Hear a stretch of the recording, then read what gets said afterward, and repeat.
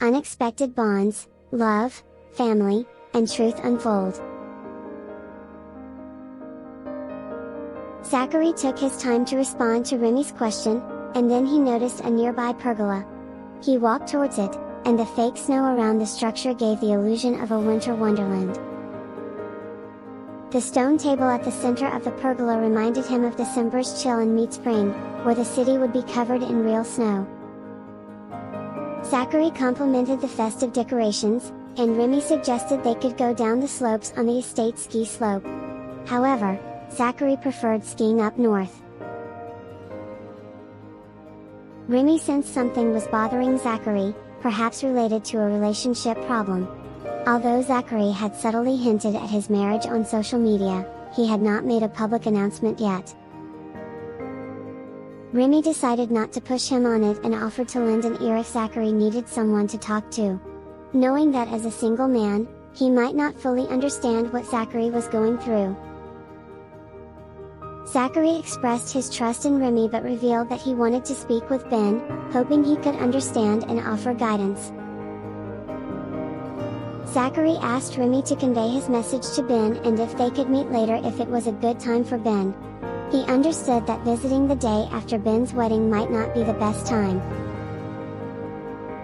Remy checked with Ben, who agreed to chat privately with Zachary, despite it being the day after his wedding. 10 minutes later, Ben arrived at the pergola where Zachary was waiting.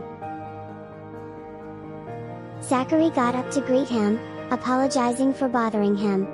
Despite having limited time before his flight back to Wiltspoon, Zachary felt he needed to seek Ben's advice on a personal matter. Ben warmly welcomed him to sit, and Remy arranged for tea and snacks to be brought out. Zachary admitted that he and his wife got married 3 months ago after she saved his grandmother's life. He shared that his family was grateful to her and wanted to make her time with them meaningful, as they didn't have many daughters or granddaughters in the family. Zachary revealed that he hadn't known his wife before the marriage and initially believed she might be a gold digger trying to take advantage of his family's wealth and status. However, his grandmother insisted that he marry her, which caused a lot of internal conflict for Zachary. Despite his reservations, he agreed to marry to avoid being labeled an ungrateful grandson. He confessed that he suggested keeping their marital status a secret since they didn't marry for love. He also chose not to disclose his identity as the heir of the York family to his wife.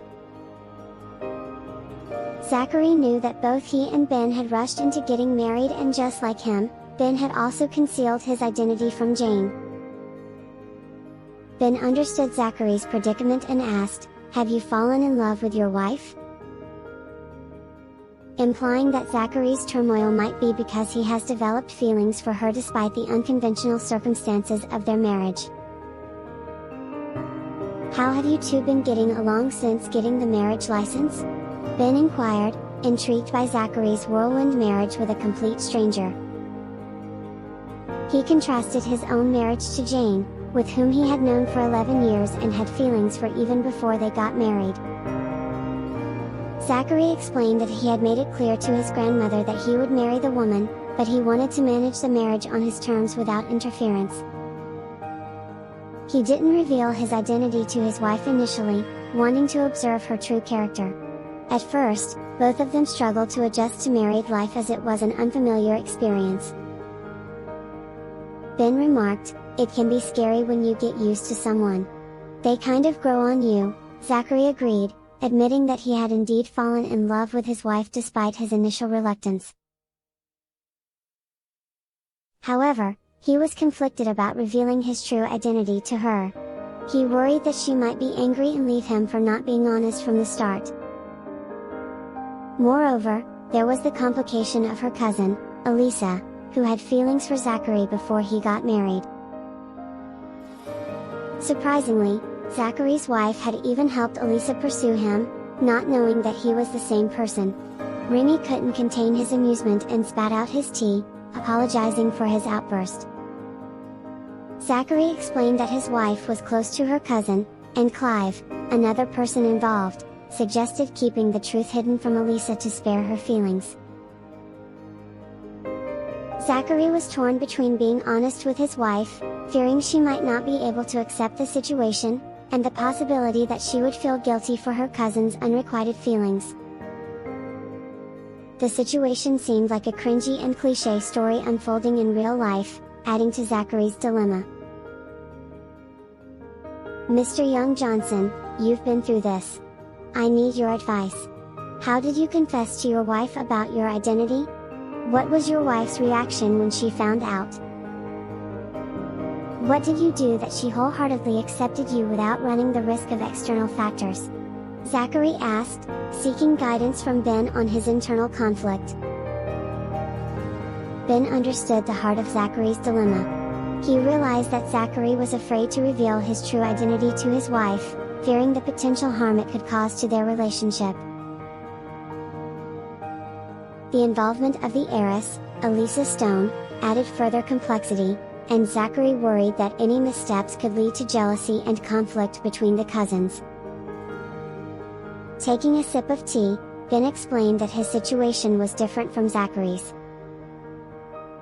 While he and Jane got married in haste, they had known each other for 11 years, and he had secretly harbored feelings for her during that time. He had orchestrated their marriage to finally be with her. On the other hand, Zachary and his wife were strangers who suddenly became husband and wife, which naturally led to wariness and suspicions. Zachary admitted that he had indeed been wary of his wife initially and even proposed signing a contract to restrict her actions. He had the wrong idea about her and had acted out of caution. Ben revealed that he and Jane had also signed a contract, but he had later nullified it to avoid being constrained in their relationship. Realizing that Ben was the right person to seek advice from, Zachary disclosed that he had destroyed the contract to ensure no evidence was left behind.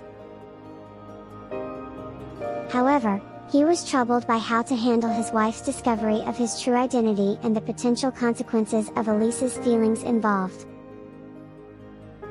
Ben shared his own experience when Eve, his nemesis, exposed his true identity to Jane, leading her to believe that she was out of his league and contemplating divorce. To save their relationship, Ben took practical steps to bridge the gap between them. He proved that his family accepted Jane and showed her genuine love and support. Gradually, she began to trust him, and their bond grew stronger. Ben acknowledged that Zach's situation might be more challenging since they had only recently married and trust needed time to develop.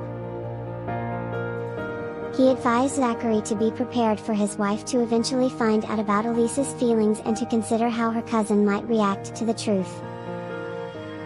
Being the capable and protective man that he was, Ben believed Zachary could keep his wife out of harm's way. Ultimately, Ben recommended coming clean to his wife as soon as possible, as the truth would eventually surface. He believed that open and honest communication was the key to resolving the situation and strengthening their relationship. "It's better you tell her the truth than she realizes it or hears it from someone else," advised Ben, drawing from his own experience with Jane. He explained that Jane had reacted strongly to the revelation of his true identity because she felt he didn't trust her enough to be honest. Ben emphasized the importance of open communication in a relationship and suggested that Zachary should come clean with his wife, even though he couldn't guarantee her reaction. Zachary confessed that he had already lied to Serenity several times, and he was worried about her reaction when she found out. Ben acknowledged that their situations were different, but he encouraged Zachary to face the truth head-on and to be sincere with his wife. He believed that Serenity would appreciate his honesty. Thanking Ben for his advice, Zachary said he would consider his options. Ben reassured him that they were all human and that sincerity would touch Serenity's heart. He reminded Zachary that they were already a couple and had developed feelings for each other, making it more likely that she would understand and forgive him. Before leaving, Zachary promised to bring his wife for a visit, and Ben suggested that Serenity and Jane could become friends. They playfully tease Remy about his social life, with Ben jokingly asking Zachary to set his brother up on a date. Lee and Remy were the main concerns of the Johnson family elders. As they had different mothers, their age gap wasn't significant. Remy, being older, was well past the typical age of marriage, and it seemed most men his age had already started families.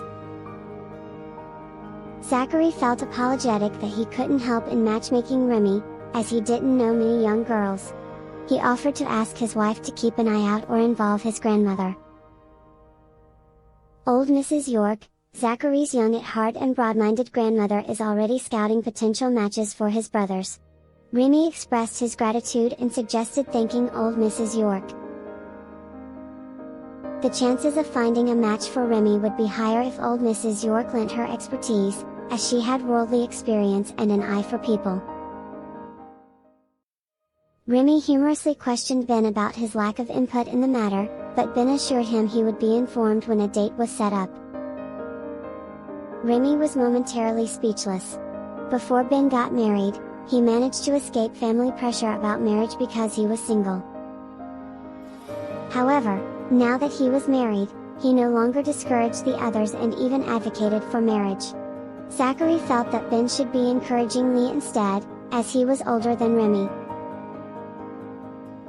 Zachary considered Elisa as a potential match for Remy, but he quickly dismissed it due to Elisa's feelings for him. He didn't want to cause any discomfort or tension between Remy and Ben. After saying their goodbyes and seeing Zachary off, Ben remarked that he found it surprising that someone like Zachary would be troubled by love, given his usual decisiveness. Remy chimed in, noting that love often came with uncertainty and hesitations, especially when one deeply cared for their partner. Ben looked at Remy curiously, but Remy quickly excused himself, mentioning that he had some business to attend to. After leaving FC Manor, Zachary didn't stay long in Annenberg. He flew back to Wiltspoon on the same day, keeping his return a surprise for Serenity. During his journey, he contemplated Ben's advice to be honest with Serenity about his true identity, regardless of Elisa's feelings. He realized that waiting for Elisa to let go of her feelings would only delay the inevitable fallout between Serenity and Elisa, and it was best to be truthful sooner rather than later. Deep in thought, Zachary called out to Jim, his assistant, and asked about special days for lovers. Jim was initially confused but soon understood that Zachary was referring to his wife. Jim suggested wedding anniversaries, birthdays, and Valentine's Day as occasions that couples tend to celebrate. Zachary then remembered he didn't even know their wedding anniversary or Serenity's birthday, and he decided to check the marriage license when he got back to engrave the date in his memory. Realizing that he didn't have to wait for any specific occasion, Zachary concluded that he should be honest with Serenity as soon as possible. He wanted to pick a special day when Serenity was happy, but he realized he didn't know when their wedding anniversary was. However, Jim informed him that their wedding anniversary was on the 10th of October. Feeling relieved to know the date, Zachary thought about Valentine's Day, which was approaching. He considered being truthful with Serenity on that day instead of waiting any longer. Jim reminded Mr. Zachary about his wedding anniversary, as Mr. Zachary was not particularly attentive to details like remembering his wife's name. The security team often had to remind him of important dates. Mr. Zachary was not known for being romantic, so remembering the anniversary was a challenge for him. Jim recalled the date as October 10th because of the repeating digits. Feeling in a better mood, Zachary considered surprising his wife on their upcoming anniversary.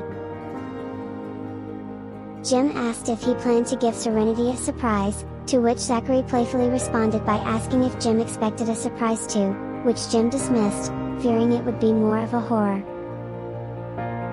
Meanwhile, Serenity, unaware of Zachary's return, went Christmas shopping with her sister, Liberty.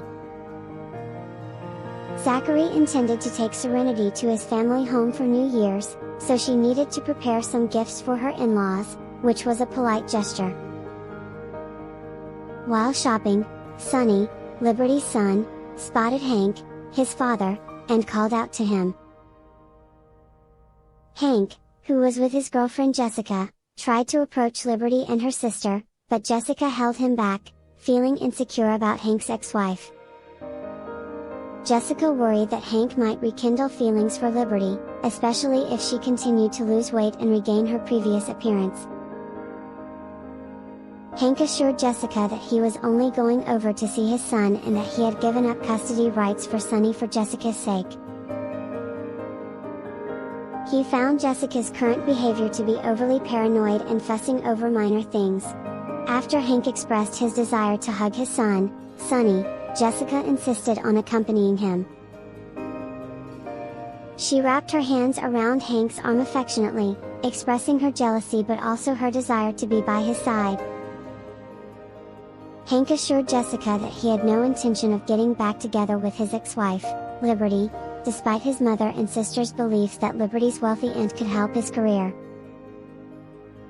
Hank planned to stay at Waltham Electronics until he could make enough money through kickbacks before leaving the company. He needed the money, especially as he was about to marry Jessica. While Hank and Jessica approached Liberty and her sister, Serenity, they noticed Liberty's cart filled with expensive gifts, including wine bottles and branded cigars. Hank criticized Liberty for spending so much and insisted that she provide a list of expenditures to prove that the money was going towards their son, Sonny. He asked her to send the list to Jessica every month. Despite the divorce, Hank couldn't help but criticize Liberty's spending habits. He felt pain to see his money being used so lavishly, especially considering he had already given her a significant amount in alimony. Hank thought the gifts were unnecessary, even if they were intended for the wealthy Stone family, as they had everything they needed as the second wealthiest family in Witherspoon. "You've misunderstood, Mr. Brown. I'm the one buying gifts for my in-laws, not my sister," Serenity casually retorted. She brushed off Hank's assumption that her sister was using his money for the gifts, stating that nobody wanted his input anyway. Hank's mother had audaciously tried to convince Liberty to reconcile with him, as if he was the last man on earth. Serenity found this amusing and described Hank as a loser for expecting her sister to report every expense related to Sonny's care. Hank was surprised to learn that Serenity was generously buying gifts for her in-laws. He wondered where she got the money and speculated if she had asked her sister for it. Unfazed by Jessica's reluctance to buy expensive gifts, Liberty boasted that she used to give Hank's parents and sister lavish presents even before they were married.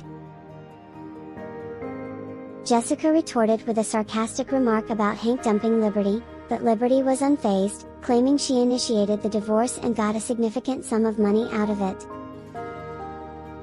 Liberty seemed content with her decision to leave Hank and his family, as it freed her from their critical behavior. Jessica, on the other hand, proudly informed Liberty about her upcoming wedding with Hank on Valentine's Day and how he was giving her parents a generous lump sum. She also boasted about her name being on the title deed of their marital home and having access to Hank's bank account, contrasting it with Liberty's past experience of having to split everything. With a smirk, Liberty remarked, "I heard both of you are having a tough time at work. Don't be so quick to boast about your bank account when you might end up without jobs one day. I received $1 million from the divorce, so even if I'm out of employment, my life with my son won't be affected." Jessica was left speechless, while Hank looked displeased and denied any work-related issues.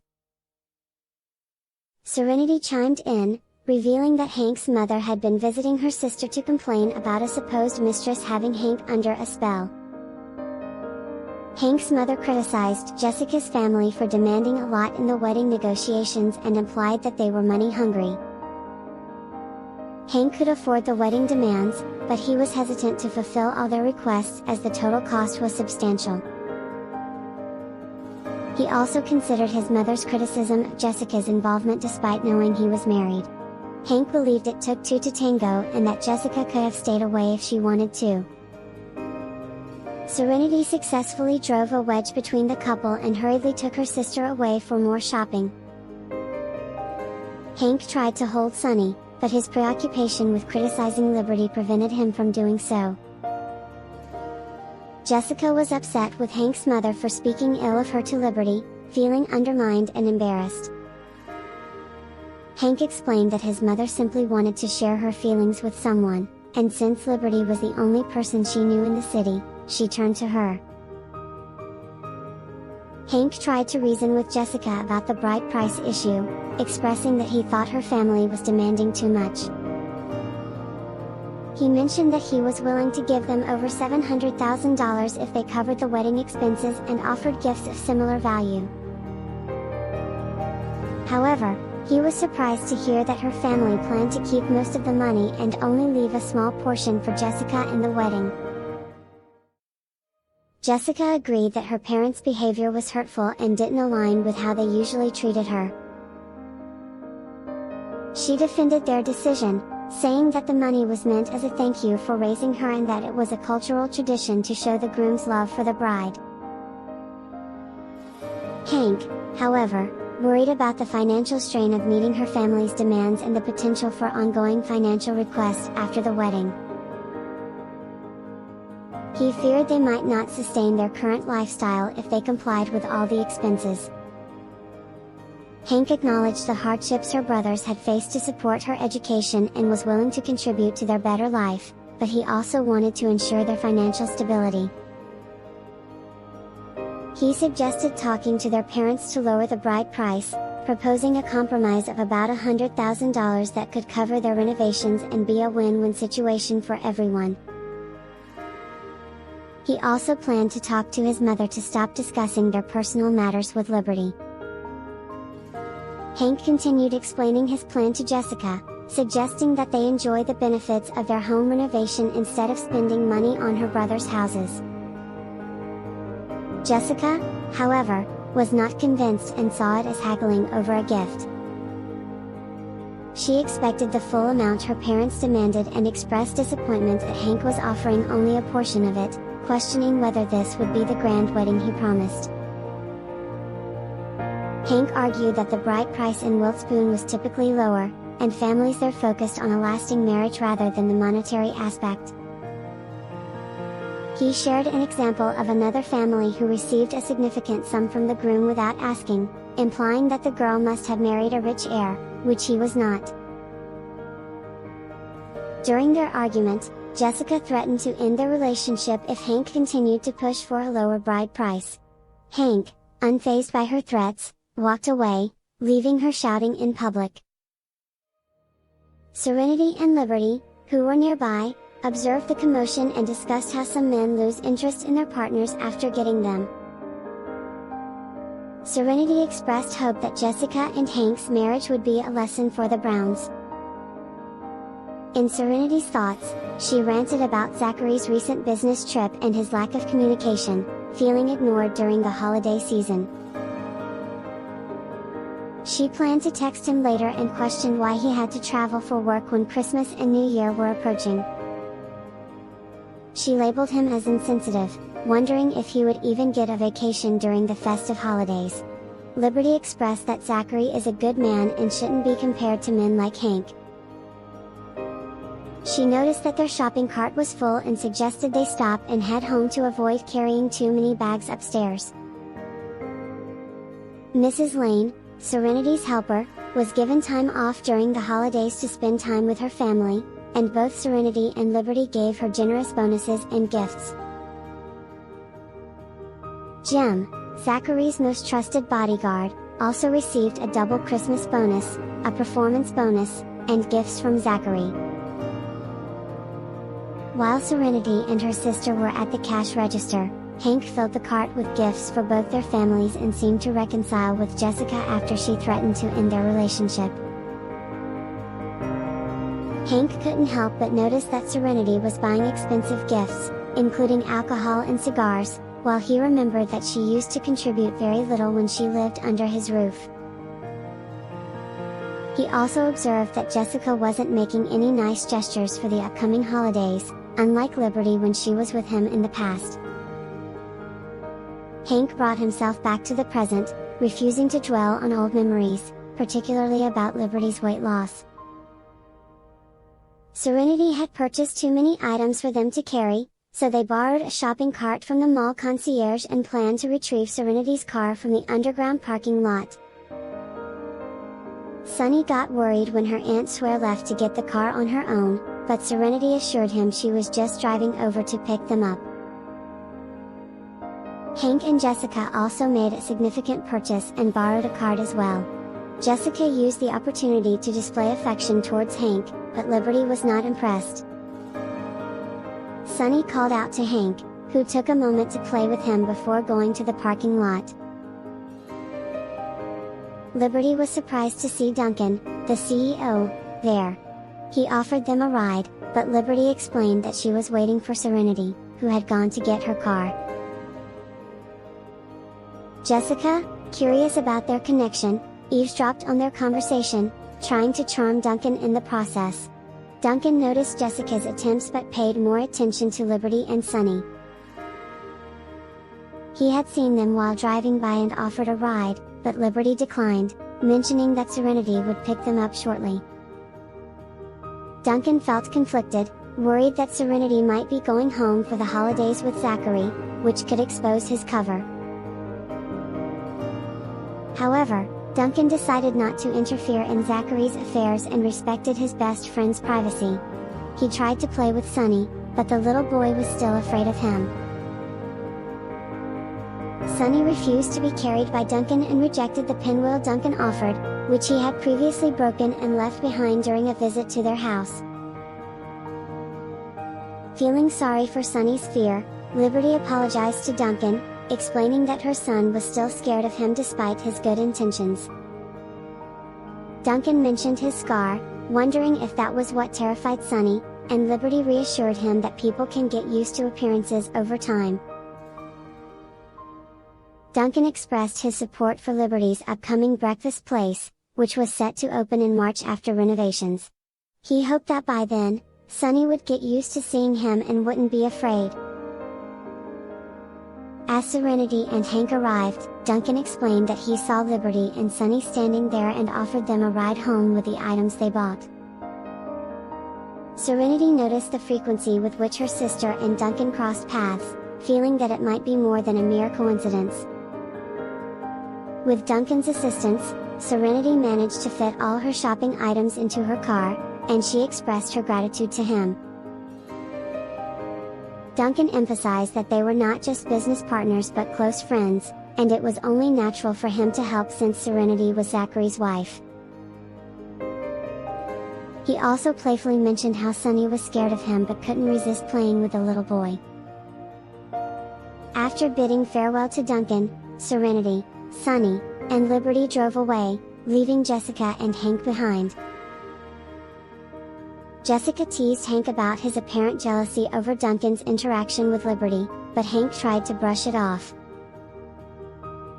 Hank claimed that it was a common trait among men to feel uncomfortable when their ex-wives seemed to be doing well. Jessica mentioned that Duncan must be wealthy, given his expensive Porsche car, and Hank explained that he was indeed a billionaire and the youngest heir of the Lewis family. He also recounted how Duncan stood up for Liberty when Hank's family went to ask for money owed by Liberty's grandfather at the police station.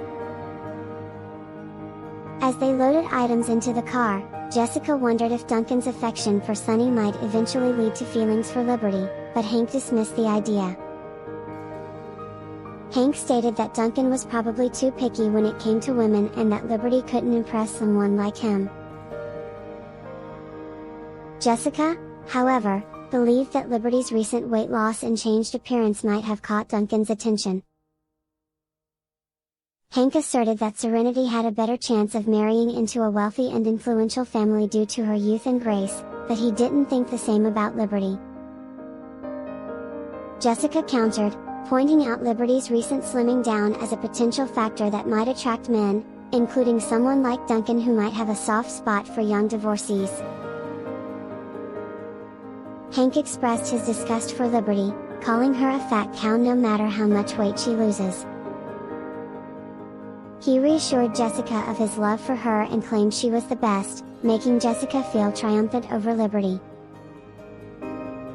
On their way home, Serenity brought up the frequent encounters between Liberty and Duncan, suggesting that the universe might be bringing them together. Liberty laughed it off, explaining that Duncan liked Sunny, and she had her apprehensions about running into him. During their conversation, Serenity received a call from Zachary, who had been away for 3 days on important business.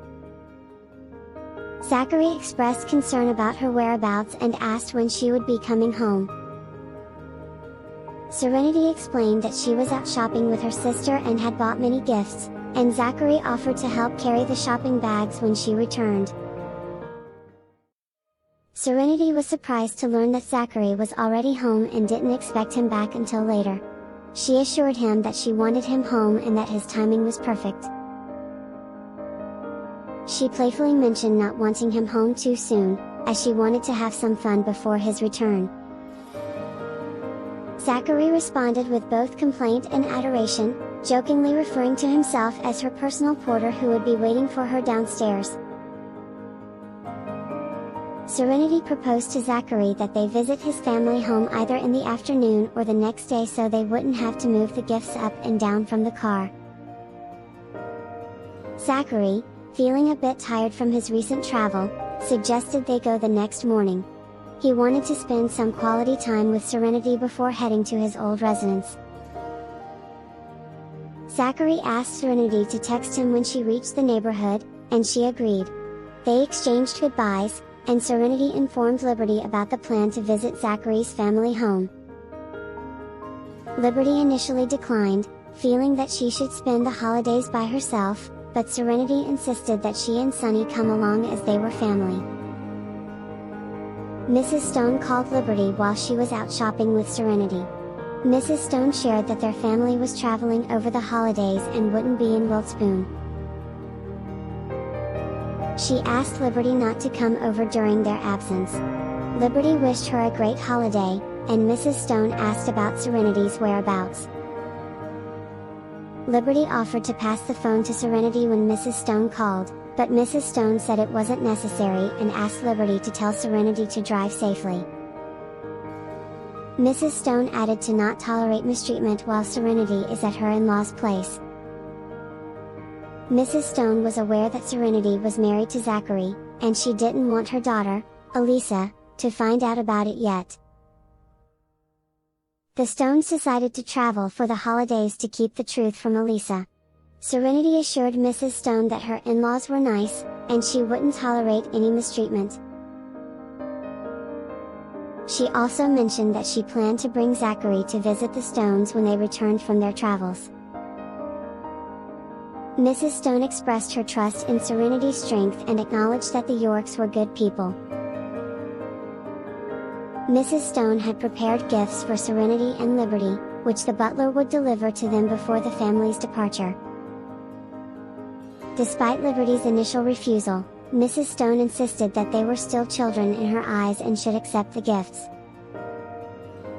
After the call, Mrs. Stone handed the presents to the butler to deliver to Brinfield, where Liberty might still be staying with Serenity. Thanks for watching. Please subscribe to my YouTube channels, The Voice channel, and watch my original creations, as well as my new channel La Novela de Voice showcasing the forbidden love story. Please don't forget to hit all from the notification bell, so you will get notified whenever a new video is uploaded. Thank you.